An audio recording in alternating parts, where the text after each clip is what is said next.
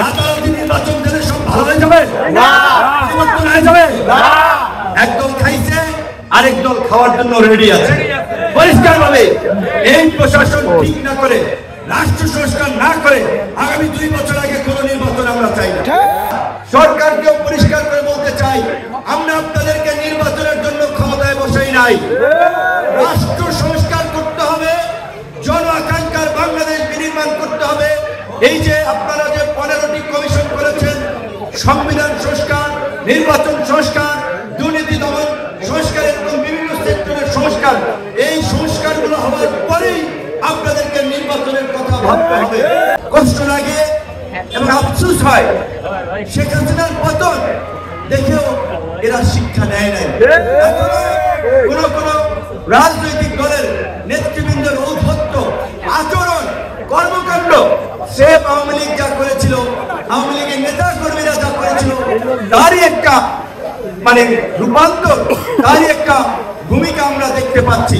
আমি চর বিশ্বাস চরাঞ্চলের মানুষ জানেন, গলাচিপা 10 মিনা নির্বাচনী এলাকা, শুনেছি যে রাজনৈতিক দলের নেতাদের ছত্র ছায়ায় চর দখল করতেছে, মানুষের মহিষ নিয়ে আসে, মানুষের কাছ থেকে চাঁদা নেয়, যে ব্যবসা করে সেটার জন্য বলে যে চাঁদা দিতে হবে আপনাকে, কিংবা যারা টিসিবি ওএমএস পেয়েছে সেই চাল বন্টন করতে গিয়ে রাজনৈতিক নেতাদের দ্বারা বাধাগ্রস্ত হয় যে তাদের লিস্ট দেওয়া লাগবে।